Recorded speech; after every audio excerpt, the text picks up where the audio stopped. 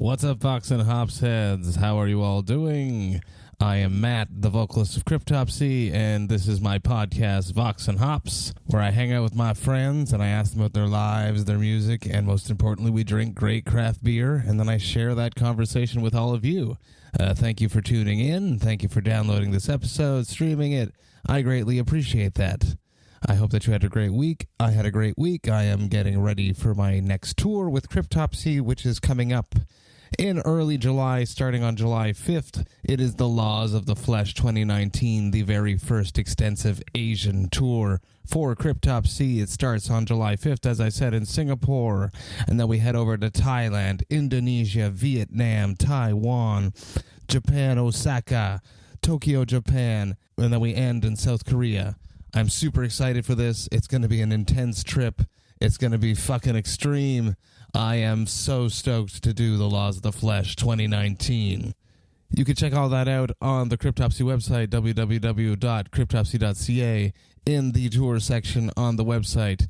You can get your tickets there. You can also see the dates that we added for the upcoming November tour, the Latin America tour alongside Origin, which starts on November 6th and runs all the way until November 17th. Super stoked to be back in Latin America. It's been a while. It's going to be amazing. It's going to be brutal. There's going to be a lot of blast beats.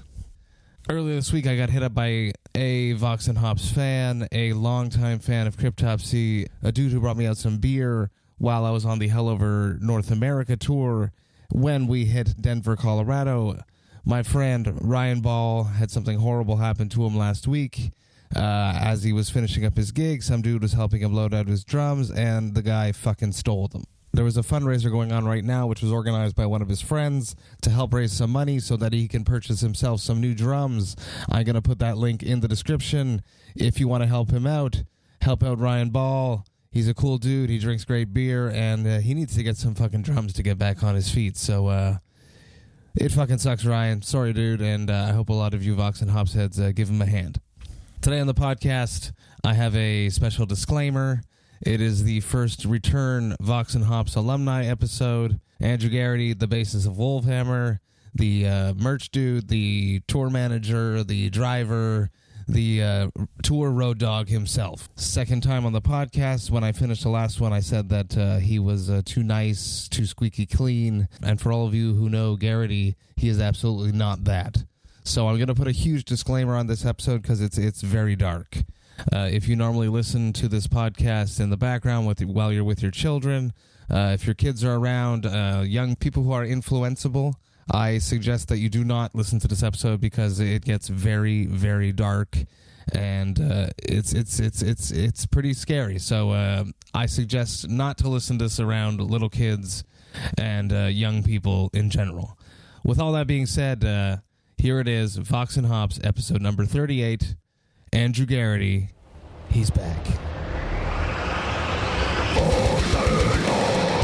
I warn you, what you are about to hear is very disturbing indeed.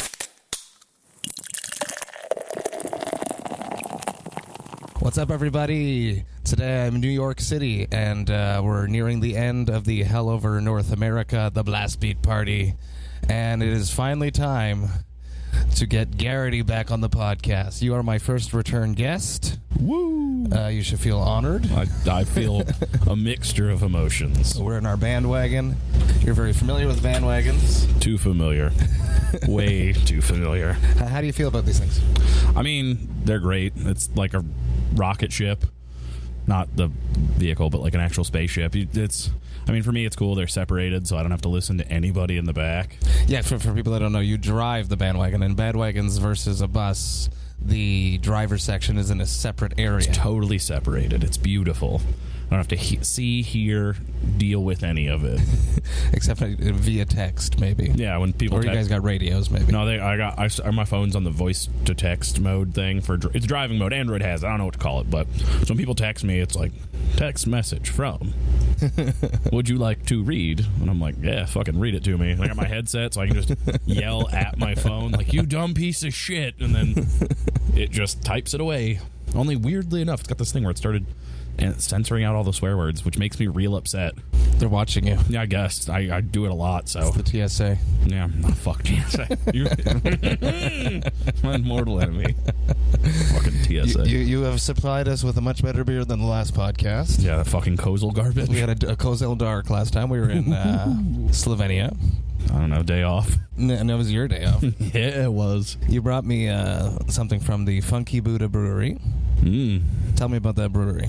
South Florida, one of our lovely homegrown breweries. One of my top 3 favorites in the state. They have a lot of really good stuff. One of the things that really they're more well known for is they did this maple bacon coffee breakfast stout thing. It's fantastic. Sounds amazing. It is. But then this came out, and I felt that I owed you something. Yeah, this is called The Love Below. Outcast album. Which is, yeah. That's why I bought it. And it's an Imperial Stout, aged in Cabernet and bourbon barrels with cherries, chocolate, and natural flavors added. Anything aged in Cab Sav, you have my shut up and take my money. That's why I brought you one. It's so good. They're so good. I love it. It smells boozy yet fruity. It is boozy and fruity. Let's see. Cheers. Cheers, bud. In our plastic glasses. Oh, boy. It's so good, right? Yeah. See, everybody did the bourbon thing for so long. It's like beat to death. And don't get me wrong, I love bourbon, and I love bourbon barrel-aged whatever, but, like, you just get... So you know how, like, there's deaf, and then when you're on tour and you smell like shit for long enough, you get smell deaf.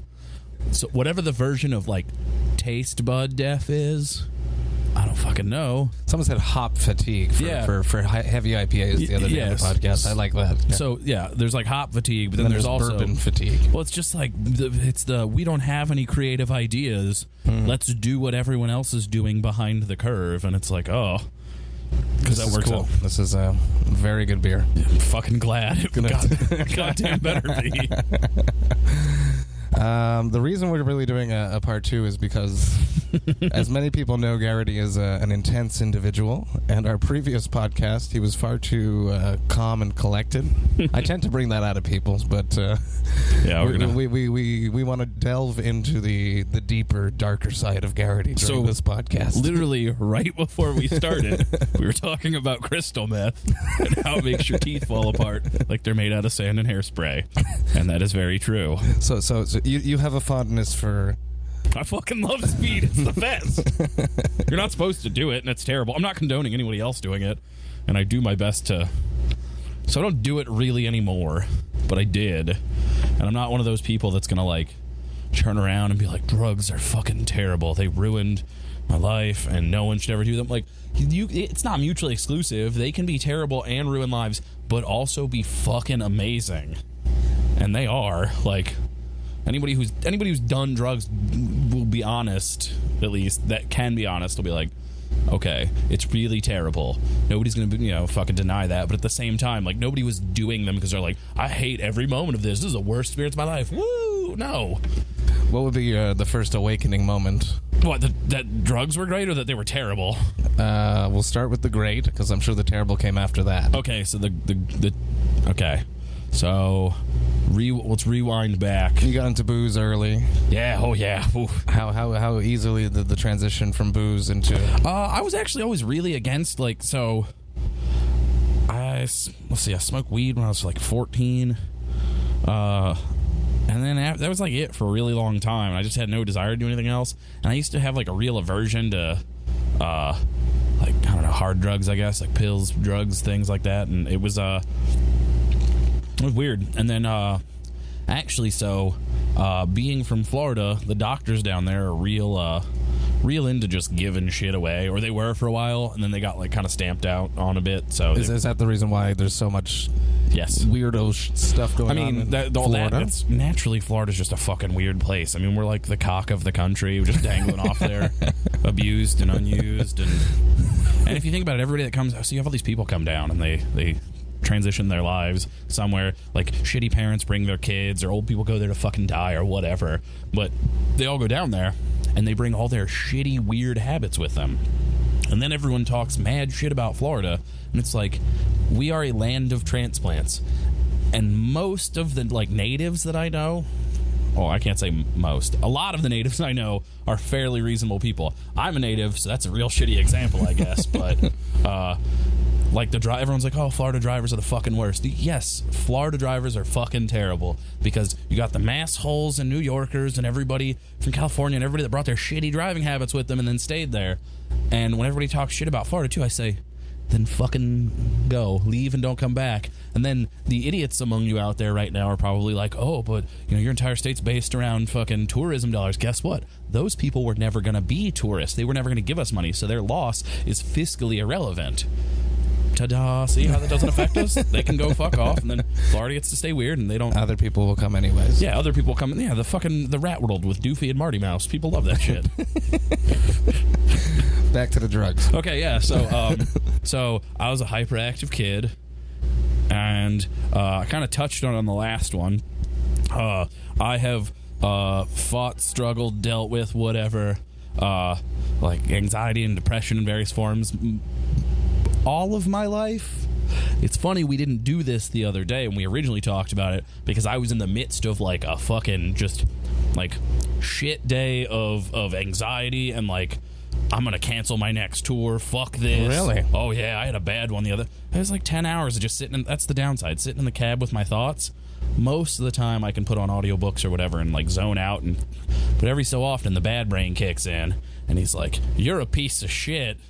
Today's gonna suck, and you can fight it, but if you lose, then you still have that like 9 hours alone with your thoughts on the road, and you can't stop. Like, we got to get to the show, but I just have to like kind of ignore it, which is nigh impossible because it's your fucking brain.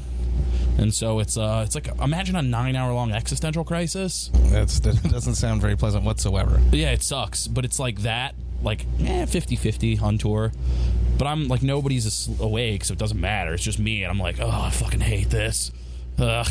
There's nothing you really do about it. You just suffer it, and it's fucking miserable. But you're such a road warrior. Yeah, just fucking. Also, part of me is like comfortable with it at this point, so it's just like I'm miserable and shitty, and then I'm just like, ugh. That's Tuesday, I guess. And I go fucking. I mean, you've seen it this tour. It's like I just get to the venue. I'm like, I'm gonna slam like 8 beers and pass out.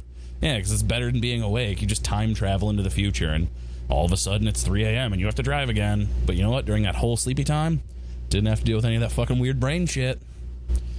Just got to fucking. So you're a young kid dealing with anxiety. Yeah. So the doctor, I had to re-up my first fucking. I had to go to I don't know. As much as I fucking love reading, dude, I still to this day always fuck up like psychologist, the one that gives you the drugs. I don't know either. A psychiatrist? I think it's that one too, yeah. So I went to him, and he didn't really listen. Kind of did, but he's like, you're a kid. I know better than you. And so he gave me shit to calm me down and help with my anxiety. And that shit was called Xanax. Which puts it's a real downer. Oh, yeah. Oh, I mean, it's a downer in the sense that it puts you down, but it is not a downer to hang out with. Whew. Fuck. You feel fantastic. It also makes you just like sleep, and so that doesn't work. And this is like, I'm still honest at this point. Like, I'm still trying to figure things out. Like, I hate being miserable. I got asked to leave my first middle school. Like, they didn't kick me out. They're just like, we're not going to let you back in if you try to apply, so you should go somewhere else. The difference is if you get expelled, then you can't return to a school in the county I live in for a year. You have to go to, like, a specialty school.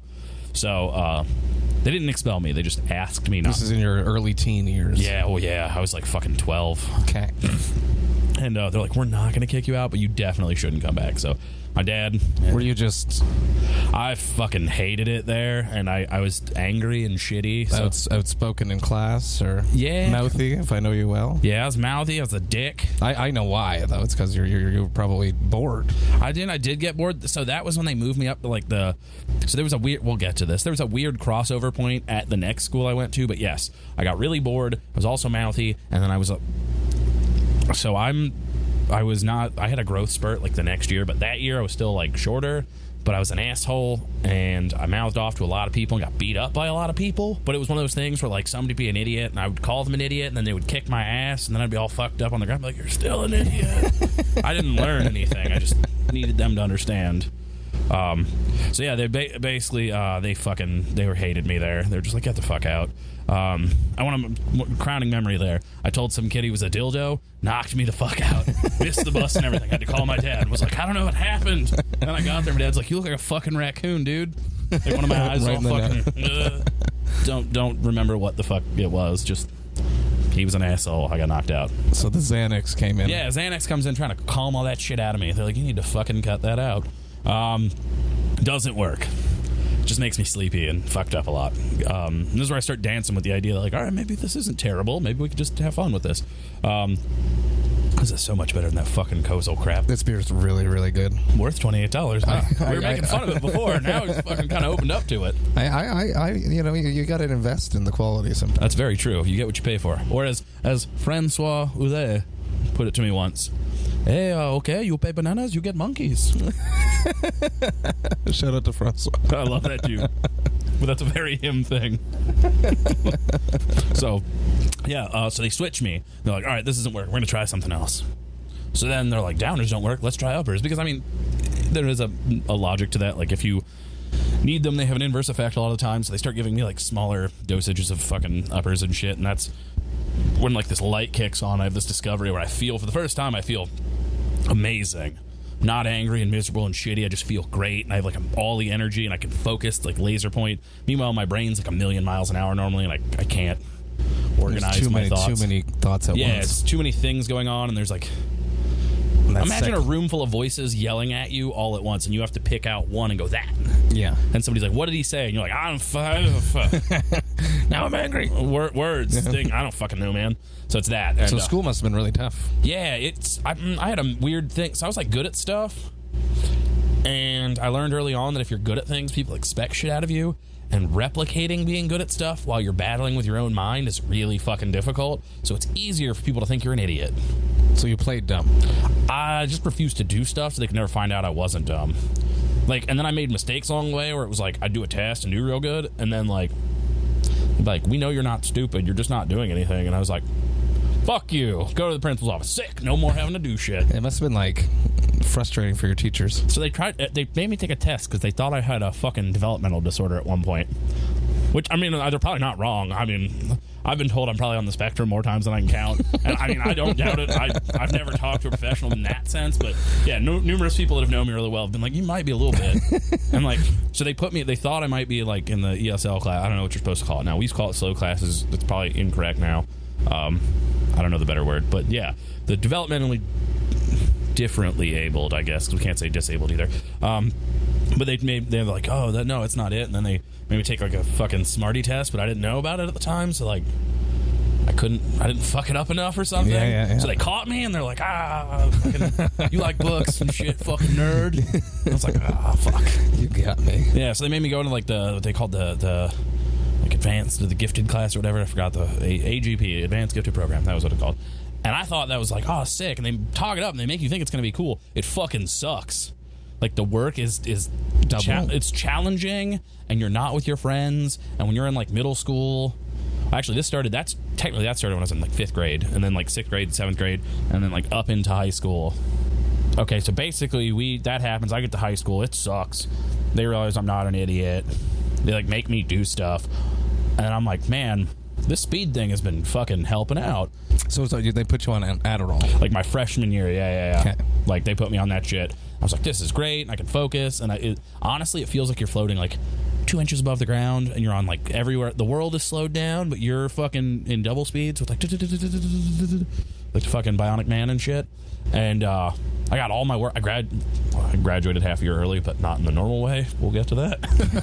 They kicked me the fuck out. Let's put it bluntly. They didn't like me there either, and I didn't like being there. Fuck them. Shout out RVHS. No, so I was like, man, I wonder if I double down on this is going to be sick.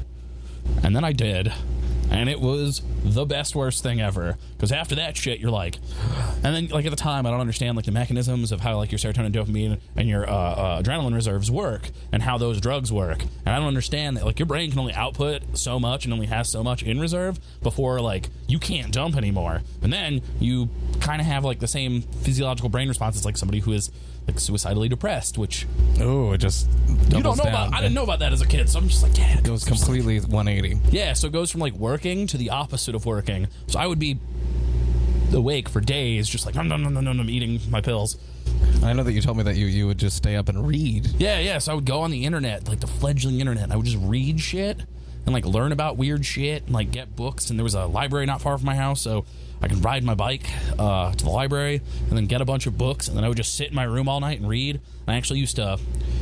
So I put trash bags over the windows. This is just incidental to all that. I took a bunch of trash bags one day while I was high, and I covered them in foil and used foil tape to black out like the trash bag so one side was shiny. Yeah. And then I used like push pins to pin it to the window. What was your parents' I don't know. My dad didn't really question it at the time. He was just like, whatever. He's a fucking weirdo. I mean, he's not. I was real weird back. I mean, I'm still weird as fuck, but he just thought I was being weird. But again, also shout out to my pops. Like he put up with a lot with me growing up. Like there's numerous times where like I had the cops show up because I threatened to murder somebody. So speak of the devils. Scab, bro, scab. Some cops are bastards. Hey. I had the cop show up at my house once because I threatened to kill somebody. He's a piece of shit. I still hate that guy. We're not going to name names, but... No. Let's put it this way. He was the new kid. He moved in, and he fucking chose me to pick on, to, like, be cool with all my friends, and then I was like, oh... So I fucking punched him in the face. And after that, weirdly enough, I was like, if I ever see you again, I'll fucking kill you.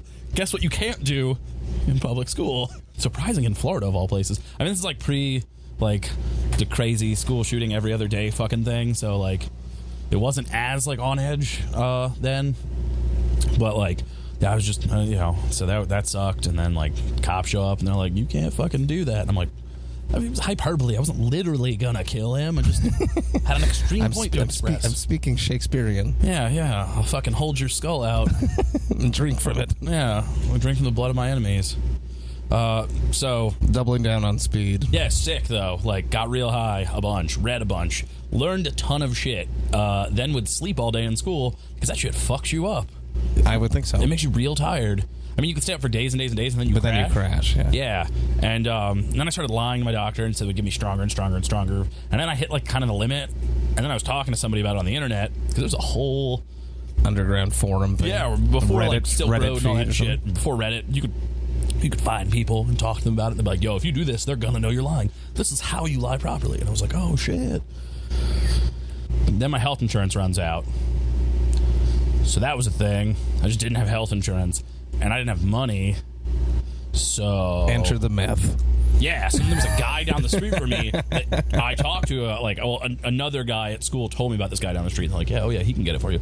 And so, like, I remember hanging out with him, and he was like, oh yeah, I can get you stuff. Because this Adderall is not that far from no. So meth. there's like they're binary molecules. It's like an evil twin, basically. So the way it works is short, rough version of this is, imagine if you had something laying on a table, and then you stood up, a mirror perpendicular to it, and you looked in it. The mirror would show the inverse laying on the table. That's basically how it works. The one side is like the good fun one. The other one is the meth one. That's probably fun a little bit at the beginning.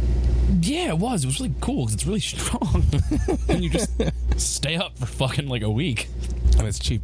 Yeah, it's cheapish. It's very cheap compared to other drugs, yes. And then you like you fucking sleep all weekend for like a day and a half, 2 days straight. Recouping. Yeah, but you just don't care because you're fucking... The thing about it it fucking made me feel what I thought at the time, like, other people felt like being normal.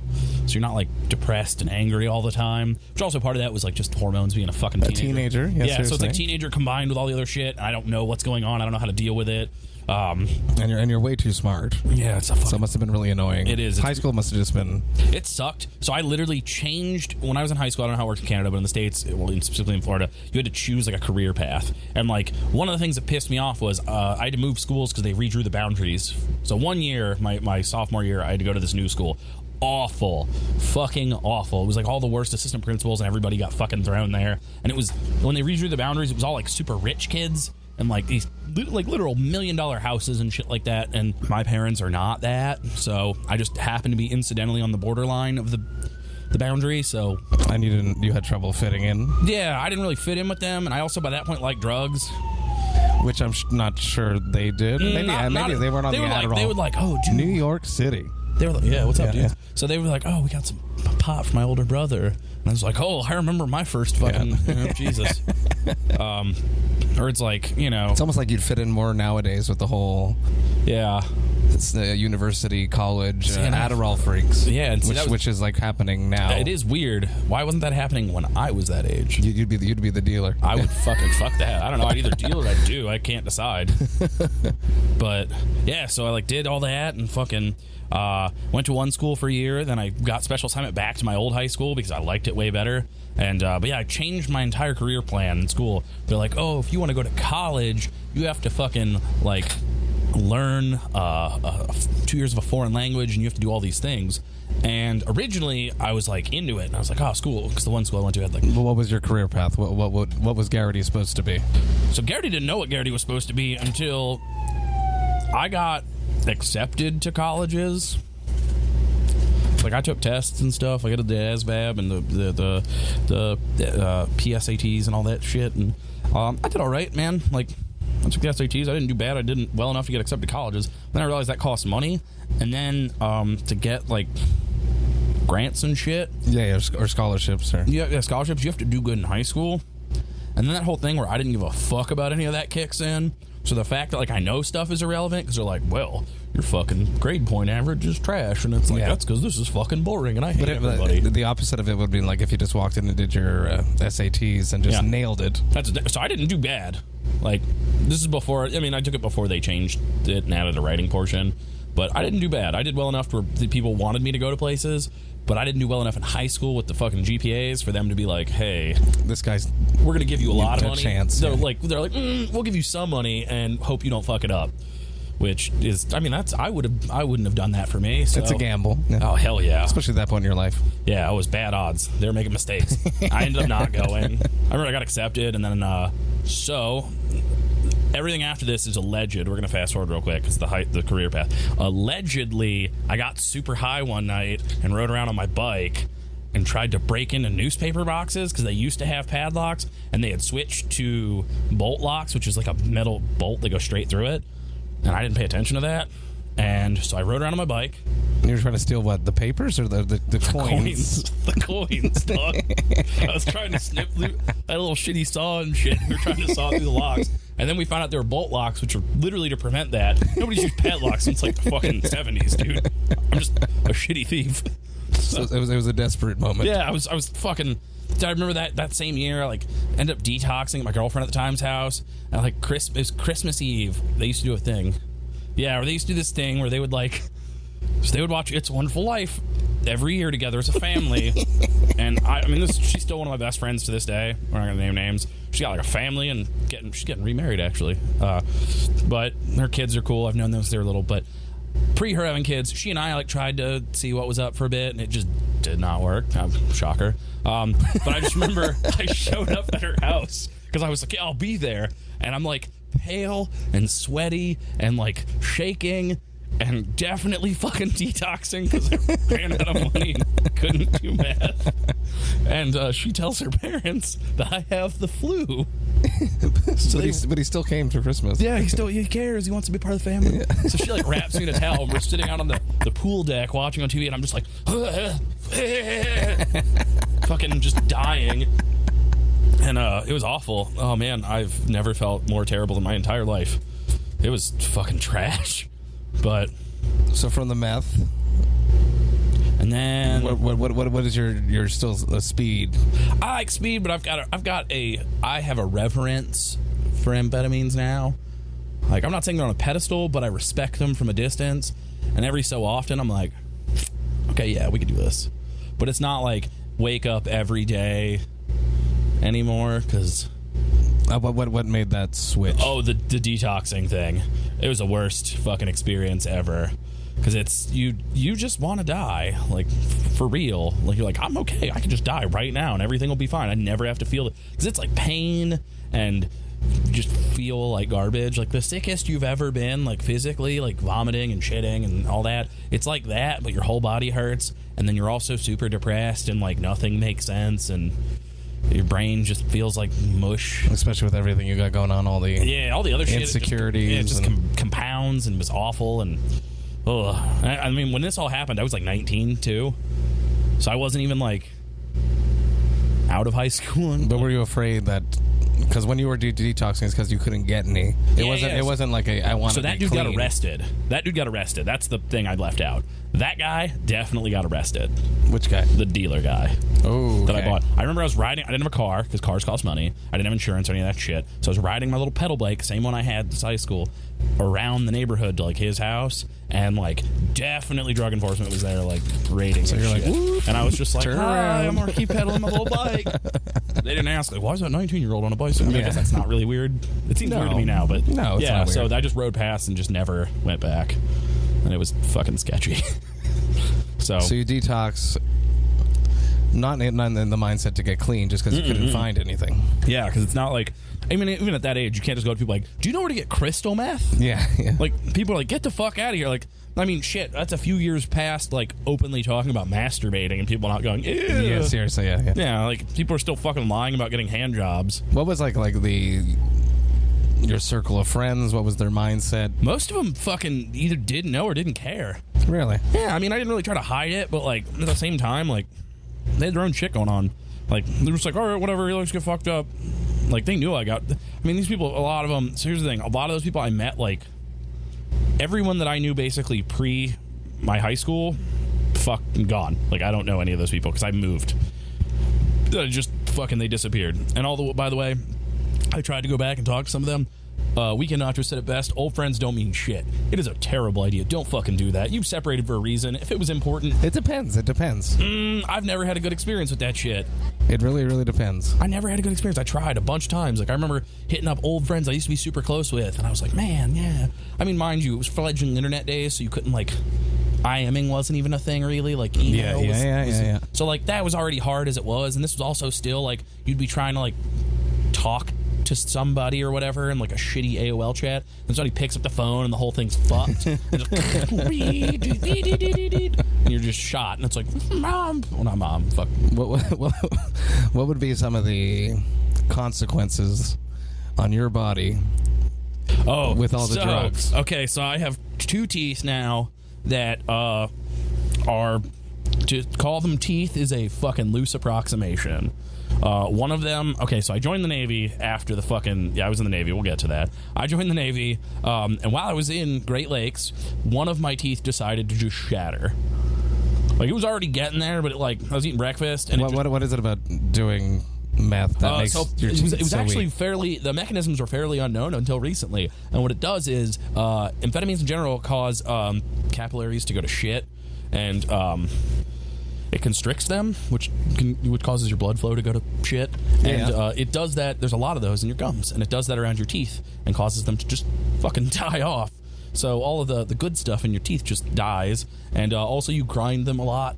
So you so your fucking teeth wear down, and like you don't. Also, what the most important one that nobody touches on is when you're getting high, like basic hygiene isn't fucking important. So you're not brushing your teeth when you're passed out on the floor. No, fuck no. Dude, we'll get to that one too. There's a lot of really terrible consequences of the being high thing. Like, I mean, mind you, what I'm about to say, I'm not saying lightly, and I don't condone, and I'm not making a joke about it. It's a very serious topic. But in retrospect, looking back on it, I have to laugh at it because it was such a fucking nightmare fuel level of my life. But, so, detoxing happens, all that shit. That shit fucks your brain up, by the way, like, somewhat irreparably. Like, it'll fuck up how your brain processes the feel good and feel bad chemicals. So it makes it a lot harder to feel good when you already have that as an existing condition, dealing with depression and anxiety. That's not a good combination, but I didn't care because I was fucking high. And drugs are bad. Sometimes they're bad. But so, like, my teeth fall apart. Like, one of them shatters in Great Lakes. and I got a fucking root canal, and they put a post in. And now, like, I had a temporary crown. I was like, yeah, I'll totally go get a permanent put in. Fuck no, I was not. That shit costs money. I swallowed it one day. I don't even remember. No. Yeah, I was eating something, and it was there, and then I got done, and it was gone. Fuck it, whatever. So then, actually, in your land, I was in Montreal one day. I remember I was eating a ham and cheese sandwich on white bread. The most lotion blood, soft ass sandwich known to man. Lotion blood. Yeah, lotion blood. Fucking soft, dog. So I was eating that, and I took a bite, and my molar just fucking exploded. Like, a third of it just went, pah. And I was like, I remember I was on tour, and the dude that was on tour, I was like, my fucking tooth just exploded. And one of them goes, who also used to do a lot of drugs, goes, yeah, it happens sometimes. So it's a common thing. And I was like, man, that really sucks. And I just kind of left it, and I was like, fully intending by this point in my life, I was like, oh, you know what? I'm a fucking adult. I got a job and money. I can go to a dentist. Dentists are fucking expensive back Very home expensive, in the yeah. States. So that never happened. So fast forward, Ayub and I are on the fucking bandwagon one day. Shout out to Michelle. Michelle, what up? Turbo House. Yeah, she'll see. Yeah, Turbo House. Go there. It's sick. So she and I are standing in the bandwagon talking one day, and I have been in excruciating pain, like putting tubes of the Orajel, like sticking it in the hole in my tooth. Just to numb it. Yeah, just squeezing it in there and like getting it to stop hurting. And I finally couldn't fucking take it anymore. So I did that, swished a bunch of booze around, and then got like it's like a plastic hard bristle brush for your shoes, like for polishing boots. Yeah. And once it went numb, I just brushed as hard as I could in the hole where my tooth was, and then there was this like wet pop, and then this like pink stringy thing came out, and then I bled like a stuck pig all over my fucking shirt. And Michelle's like standing there talking to me, watching this happen, thinking I'm brushing my teeth at the time, then realizes what actually happened. And I was just like, because like it didn't fucking hurt anymore. I couldn't feel anything. It's fantastic. So you basically brushed your nerve out. Yeah. I'm not saying it's a good idea for everyone, but being poor and cheap, I've done a lot of weird home surgery on my, I had a fucking abscess I cut out, and that's in the hospital did it. And I think yours looks better. That's what I'm saying. I lived in a shitty apartment in behind a medical supply store, so you could just go buy like thread and fucking fishhook needle and shit, and just drink a bunch of Jack Daniels and sew your own body back together. See, but you're smart enough to pull shit like this off. I'm sure you read about it first. Yeah, you just go to fucking get biology books at the fucking anatomy books at the library. I mean, you just go, they got pictures. It shows you where the fucking nerves and veins and capillaries are. I'm not gonna But not everyone can understand that. Yeah, well, life's hard, I guess. But yeah, no, it was fucked, man. Brushed the nerve out of my tooth. It hurt real bad, and that is a side effect of doing meth. If you don't do meth, you don't have to brush nerves out of your teeth, so you can get through everyday life without excruciating pain. And it was Not when you're on the road. I imagine when you're driving bands, you can't indulge and treat yourself. No. Mind you, all of this is like many years ago now. Like that, even that was like like 5 years ago. I did that 6 years ago now. Now I just kind of like, you get to a point where you get old and you get fucked up enough times. You're like, this is dumb. Oh shit, like. But if you have time off at home, do you still indulge? Not really. When I'm at home, I don't fucking. It's weird. So when I'm at home, I get like super healthy because like I try on the road and I feel like shit, and then I fail and it makes me feel worse, and then that bad brain thing kicks in. And it's like, you're a fat piece of shit. But I noticed there's like a distinct change in how I feel day to day. Like when I'm at home and I work out, and me and my roommate will be like kind of a positive reinforcement on each other and making each other go, and we like challenge each other, and we'll go cardio day, and I can immeasurably see the difference in how I feel. So like when I'm at home, I force myself to go, so I'm not fucking miserable the whole time, because that will happen. It's hard driving these things. It is. It's not a job that I would want. It's also fucking hard just not being like, I'm happy that I get to tour, but it is hard being on fucking tour this often. And I mean, I'm not obligated to do it. I can go home, because I'm sure some fucking armchair warrior is sitting at home right now like, you could fucking stay home. Yeah, you're right, I could stay home.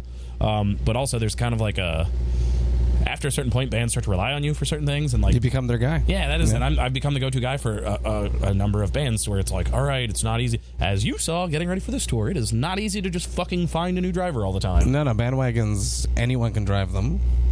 I was like losing sleep leading up to this because I don't know who was going to be driving me. Mm-hmm. And it's basically just a giant box on wheels. Yeah. That the walls that are separating me from the outside is probably 1.5 inches thick. Yep.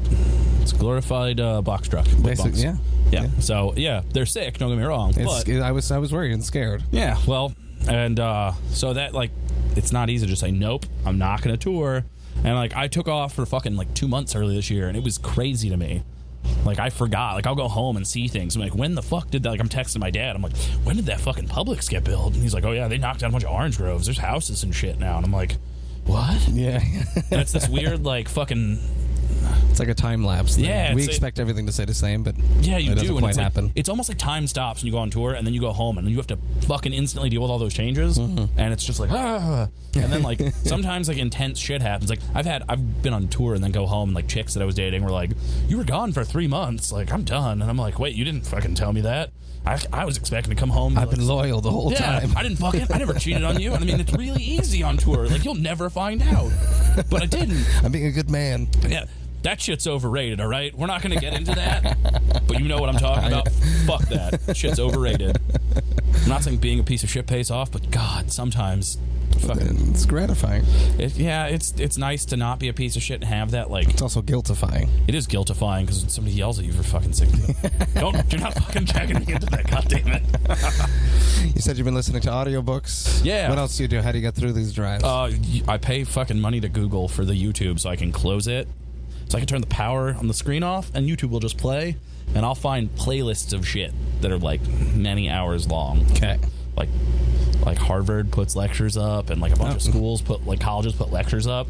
I just listen to people talk about nerd shit. Yeah, I'm not surprised. Yeah. It's like anything else. It's like, oh, another good one is movies that you know really well. You don't have to watch, we just have them play in the background. So I'll fucking rip the audio track from them, and I'll just put the audio tracks on my phone. And then I put my headset in. I'm like, fucking listen to Shutter Island or something. And I'm like, I already know the fucking twist, DiCaprio. Pow, you're crazy. I can relate. So, okay. Yeah, so high school, drugs, bad, all that shit happens. So, like, fuck. I remember I tried to steal the money. I'm real bad at it, and me and one of my friends, who I will also not name, decide we're like, man, we're going fucking nowhere fast in this life thing, and we're like just almost in our 20s, and back then you're like, fuck, man, my 20s is where it really all starts, and you feel like that's super important because you're like, now people are a lot of pressure. Yeah, I'm gonna be an adult. People are gonna respect me. I'm fucking not a child anymore. By the way, all of those fucking wrong. It's true. You're a child. No one's gonna respect you, and it doesn't matter then. Like, sorry, they lied to you, just like the teachers in fucking high school won't tolerate this. Teachers in college won't tolerate. Teachers in college won't give a shit. Like, you didn't fucking show up. Whatever, you paid for this, dumbass. Yeah, and there's like 300 people in the class. Yeah, anyways. you're fucking insignificant at that point. Either way, irrelevant. So I decide that. Well, we kind of decided, we're like, maybe we should do something. One of our friends is joining the Navy. So we're like, fuck it, let's join the Navy. It was literally that easy. And mind you, we're like invading countries at the time and shit. George Bush was in. Yeah, he's like fucking yelling about brown people being the devil and shit. And, the world's all fucking Islamophobic and whatnot. And none of that factored in at all. I didn't give a shit. I was like, they'll give me money to not die, so sick, let's do that. And then it was just that. Like, there was no, like, I want to fight for my country. And how long did this last? Months. Not my fault. Not my fucking fault, dude. It's never Gerrity's fault. No. When it's Gerrity's fault a lot. When it's Gerrity's fault, he will fucking admit it and be like, I'm a fucking dumb piece of shit. Oops. And that's the most you'll get out of me, because I already said I was dumb. Fucking, no, so my recruiting officer didn't send my medical packet, and I have a bunch of tattoos, and so for those of you out there in Radioland, I have a fucking tramp stamp. But specifically, I have a G.G. Allen tramp stamp. And if you don't know who G.G. Allen is, that's not my fuck up. That is I know who G.G. Allen is, but I do not know that you have a G.G. Allen. I didn't know you had a tramp stamp. So I have across my butt cheeks, it says life sucks on one, and it says scum fuck on the other. Oh, no, I must know this. I've seen you naked. Yeah, hell, everybody sees me naked. It's no shame. I know what I look like. Garbage. Let's move on. So medical packet. Yeah, so when you go through, you like dep in, and you have to go to fucking MEPS, and you get fucking, they check you out, and I had to step weird because I have flat feet, and I didn't want them to kick me out, so they taught me how to curl my toes, so I wouldn't look like I had flat feet. It was a thing. It was cool. And they're like, yeah, you're fucking fine, sick. And I have to do an initial PFA at the time. I'm like in shape, like running and not fat, and you know, you're young and feel invincible, and your metabolism hasn't slowed down yet, so you can like fuck off and still make it and be like, oh yeah, well, I'm gonna look like this forever, whatever. Yeah, no, you're gonna eat like 2 cookies in your 30s and be like, oh fuck, my tits have tits. It's the estrogen. Yeah, whatever. I don't fucking. They back then. They also, fun fact for those of you that are young, when I was in high school, they used to tell you smoking weed would give you tits. And then I smoked a bunch of weed, and guess what? By proxy, it gave me tits because weed made me love eating ice cream. So they were kind of right, I guess, in that. But they also fucking lied to me. So I had to smoke a bunch of weed to prove them wrong.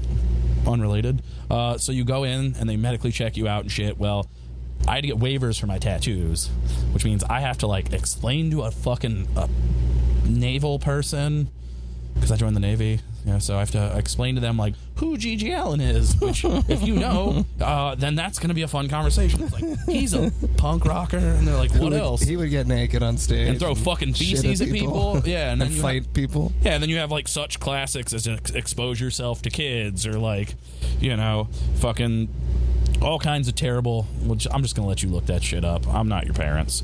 So, he's a fucked up dude, but I respect his art. You know, it just shows you can be a fucking fuck up and fight your own way through life. And I mean, he died, but that's okay. Shitty example, whatever. So like, I get up to Great Lakes and like, does anybody fucking have tattoos? Step out of line. So sick. Step out of line. Where's your tattoos? On my butt. Oh, you had no others at this point? No, I had a tattoo. Because I had 2 tattoos. Life sucks scumfuck across my butt cheeks. And then while I was getting that, the dude who did it was like, what if we put a grenade on your butt cheek? And I was like, sick. Because I was not old enough to be should have getting tattoos. Let's put it that way. We'd also been drinking the whole night that he decided that we agreed to this. So, like, clearly I was on a fucking warpath for good decision making at the time. So he like, yeah, butt tattoos, sick. And then I have to explain to a naval officer why I got butt tattoos.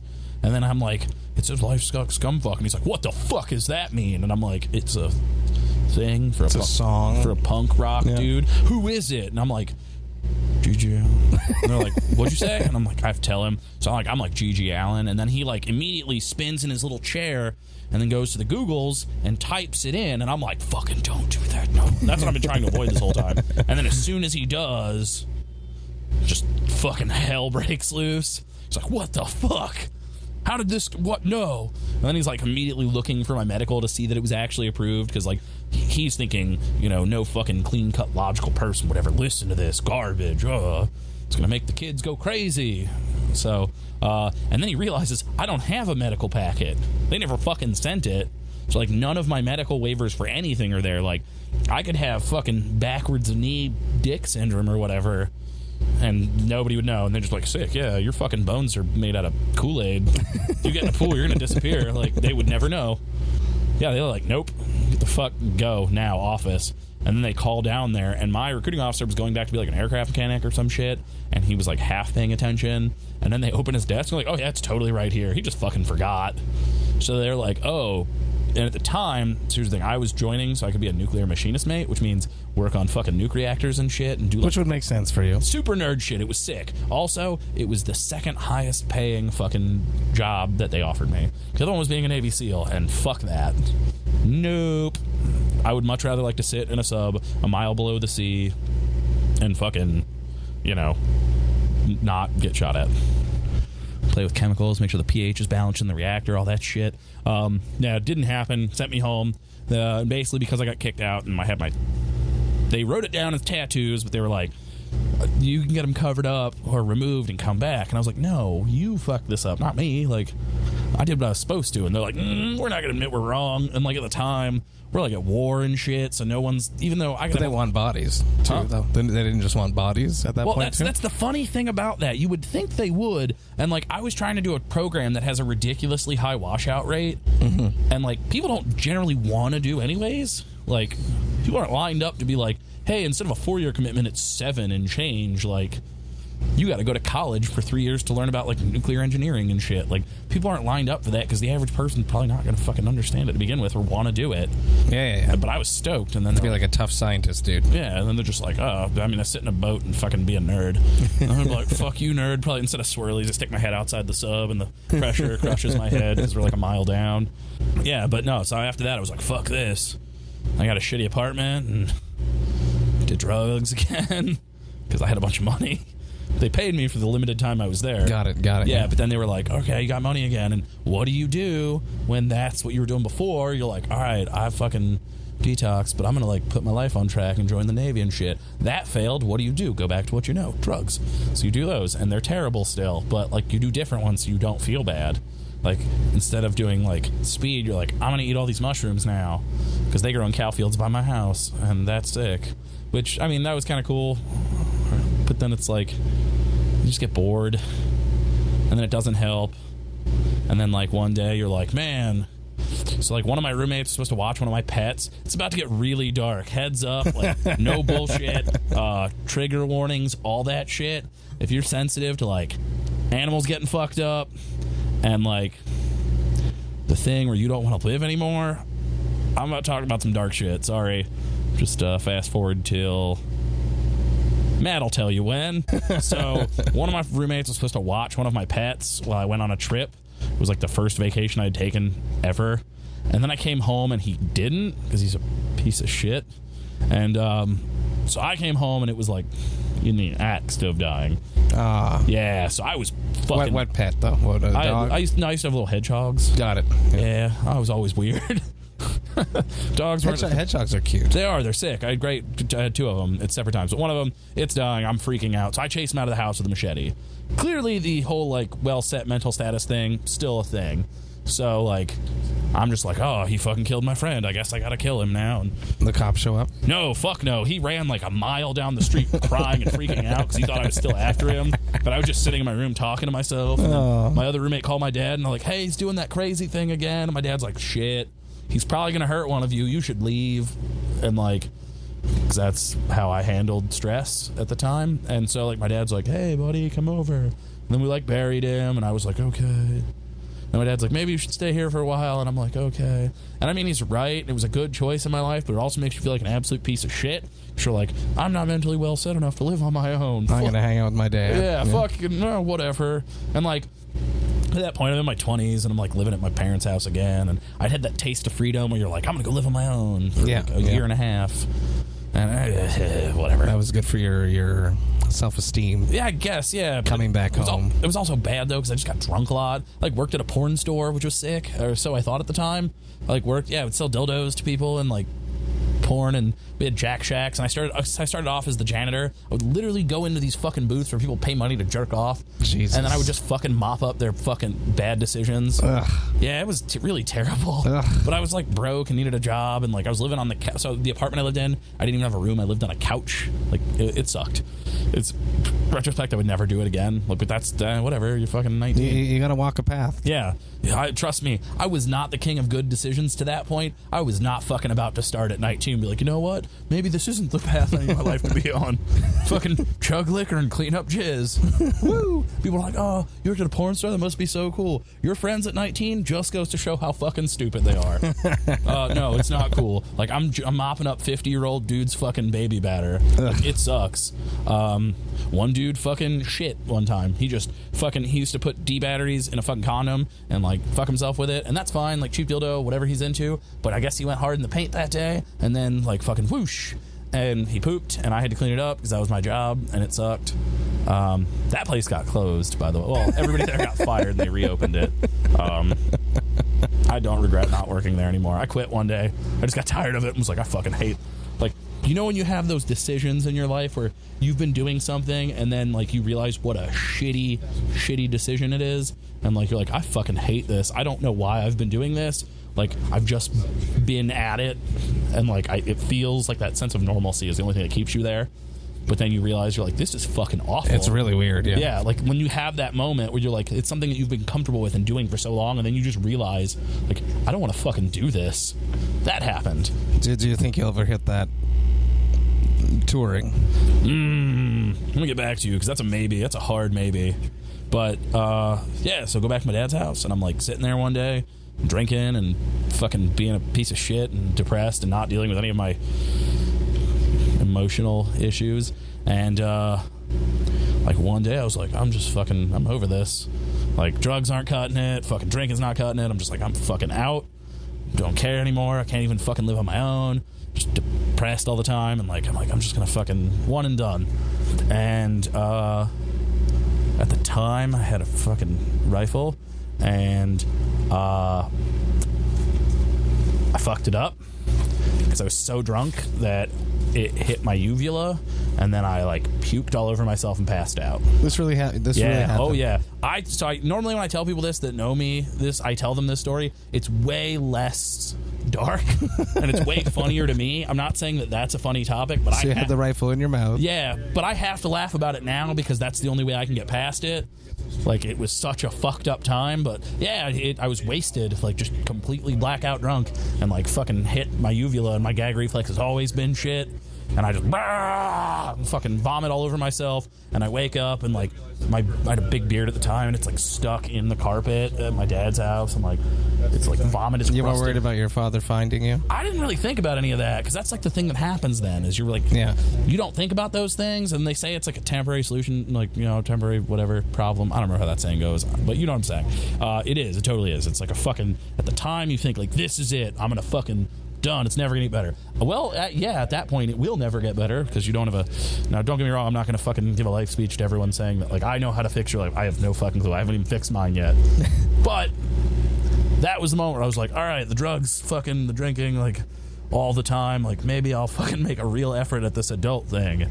And like that was right when touring picked up, actually, and that was the thing, like a sense of purpose almost. Yeah, it was the touring. And then I met somebody, and she was like, that's a fucking terrible idea, don't ever do that. And then like for 6 years, you know, we had a thing, and that was kind of a positive thing. And I told her about that, and she hit me. Yeah, I hope so. She did, because I was like, it's real funny, like it happened, huh? And then she was like, pow. She's like, that's not funny, don't ever fucking do that again. And that was like that moment where I was like, oh, other people would give a shit. Like, it just never registered. Your dad, yeah. Yeah. Oh, no, yeah, no, my dad, like, fucking, obviously, the rest of my family, my friends, like, but it just... And how often, like, with the touring back and forth, do you get to... Are you still clean? Are you, like, still dabble? I mean, like, I haven't done, like, speed... You know, I don't keep, so I'm real bad about this. I don't keep track of things, like, because if I keep track of it, I think about it, and then I want to do it. Yeah.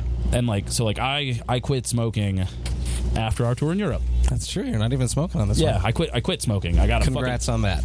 It wasn't a fucking, like everything else in my life, it wasn't a logical choice that I made. It was a choice made for me. I ended up getting, so the end of the tour I got sick. I had a bacterial lung infection and a viral lung infection at the same time, and was on my way to getting pneumonia, and a doctor in Poland was like, you should fucking stop. So I was like, okay. And I remember the defining moment in Poland, going to see Behemoth with my friends that I was staying with, and I was like, hold on, I'm waiting to get into the Uber, and I had a cigarette, and I had just taken a drag, and I went to cough, and I turned my head, and then I fucking puked through my fingers.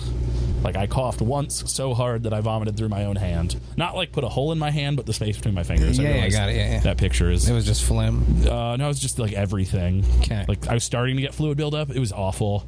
So I was like, oh, I don't think I'm going to go. And then I was just sleeping for like 12 hours at a time. So I just didn't start again. And I can't tell you what date that was. I don't fucking remember. But I like that, because every other time I've tried to quit smoking, which I've tried a lot and failed, because I'm real good at stopping, but I'm way better at starting again. Mm-hmm. And every time I kept track and was like, it was January 3rd. Yeah. Then I'll be like, it was. You're counting the months. And then I'm like, it was January 3rd. That's been, oh man, I want one. I haven't had one in a while. Since January 3rd. Yeah, exactly. And that's how my brain works. I'm like, and then I want it. So I can't tell you how long it's been, but like, I also have, like, I'm an adult now, so I know my limits. I'm not a fucking idiot teenager. It's like, do everything all the time. Yeah. But it's like, now I can sit down and be like, you know, go out and fucking party or whatever, be out with my dudes or whatever, and then it's like, you know what? I will do a fucking tutor right now. I feel good. I can do that. It's like having fucking ice cream for breakfast. You don't do it every damn day, but like once in a while, you fucking do. And that's what being an adult means. And no one can tell you otherwise. I mean, the cops can if you're in front of you, because that shit's illegal. And ice cream's not. But like, Yeah. you get what I'm saying. If you want to, you can. And that's all right. You're never worried about getting arrested with some stuff on you? That's the thing. I don't ever have stuff on me. Like, If you do, you take it. yeah. Like, I don't do it on tour. Like, I don't have it with me because that's more of a thing because I'm worried about the other bands because, like, I'm in control. And also, like, I can't because I'm driving. So, like, I don't really have the time sort of thing. But, like, when I'm home or if I'm out, like, with my band or something like that, then it's a different story because they're all adults and they make their own life decisions as well. So, like, but, yeah, no, I don't really fuck around on tour. And, like, at home, I don't really... I can't remember the last time. I don't do that shit at home either because I just don't have time and I don't care. And I'm like too busy trying to like not fucking die from running. And having a bit of a social life. Nah, I wouldn't go that far. There's like a handful of people I actually talk to at home and they're like, and other people are like, man, you didn't want to go to that fucking show at the bar. And it's like, you're fucking right, I didn't. Yeah. I've been doing that for 6 months. It's literally the last place I want to go. And they're like, that's fucked up, man. How do you feel Hell Over Europe versus Hell Over North America? This is way fucking busier. I like the one where I could sit in the bus and crush beers and fucking flip over seats. The double bandwagon thing has created, like, we don't get to see the aborted guys as much. Yeah, I don't get to see you guys and hang out. I think this is the first time we've all like sat together. Yeah, to examine my poor life decision making. It's been fun though. It has been. It's been fun. I appreciate you coming. Thanks, buddy. Being so honest. I mean, bringing a delicious Funky Buddha beer. Probably the best beer I drank on the whole tour, honestly. I'm not saying it's a bad beer, but that's a fucking low bar we set. Yeah. So. Well, no, we've had some good ones. We had a couple. No, I've had some good ones. Oh, you have? Yeah, okay. No, I drink Miller Lite a lot, so. Gerrity, thank you so much. First comeback. Hey. Return Vox&Hops alumni. Oh, yeah, I really appreciate shirt it. Too. Shout out to anyone else who does this. You get a sick shirt. That's right. Thank you. Love talking to you. Stoked to a few more days together. Hell Over North America is going to be done soon. Yeah, we've got Quebec City, Montreal, Rwanda, Toronto. Wait, is that how you really say that? I have been just avoiding those words. Yeah, Toronto, Indianapolis. By the time you hear this, it'll all be done. That's right. Cheers, Gerrity. Later, Matt. Appreciate it. Hey, thank you so much for listening right to the end. Greatly appreciate that. Woo! That was a dark episode. I remember sitting there in the bandwagon and Gerrity just unloading all of this crazy stuff that he's done in his life, and just thinking how he's just so level-headed and so calm about it all, and just it's him, Love the dude. I love you, Gerrity. Thank you so much for sharing all that with us. You guys gotta walk a path in life to get where you want to go, and he's going in a good direction now after being through a lot of shit. So I love you, dude. Big hug, big shout out. Can't wait to see you again. With all that being said, I forgot to mention that his band Wolvhammer is going out on tour, and that starts on June 25th, and it runs all the way to July 17th, and that's in the States. You can check that all out. I will post a flyer in the description. You guys should check it out. Get some tickets and go drink some beer with Gerrity. He deserves it. Don't bring him the other shit, though. Just some beers. I appreciate you all listening. I am in the process of thinking of finally accepting some sponsors for Vox&Hops. If you have a product, if you have some beer, I'm going to be specific about this. I only want to be sponsored by stuff that I appreciate, stuff that I would support, and stuff that I feel comfortable standing behind. With that being said, stuff involved in the music industry, whether it's equipment, whether it's a label, whether you're a booking agent and you want me to promo some tours, promo some bands, promo some music, you're a manager, you're a publicist, hit me up. Or, on the other side of things, if you are involved in the beer scene and you want some more exposure for your brewery, some of your beers, we can do it on a episode basis, or we could do it on a multiple episode basis. It's up for discussion. Hit me up, Matt at voxandhops.com. That's MATT at VOXANDHOPS.com, and we can discuss all this. I appreciate you all. Thank you for listening. There is no podcast without all of you. You are what makes Vox&Hops tick and roll, and I greatly appreciate all of you. Keep sharing it. keep talking about it, keep listening to it, and most importantly, drink some beer while you listen to it, because the podcast goes down a little bit better that way. I hope that you have a great weekend. I hope you have a great week. As I said, I'm getting ready to go back on tour, so I'm just trying to be with my family as much as possible. It always sucks leaving, but it's a part of the job. So I hope you have a great week. Hang out with your loved ones. Hang out with your friends. Hang out with the people that are most important to you. And most importantly, drink great craft beers. Cheers, Vox and Hops Heads.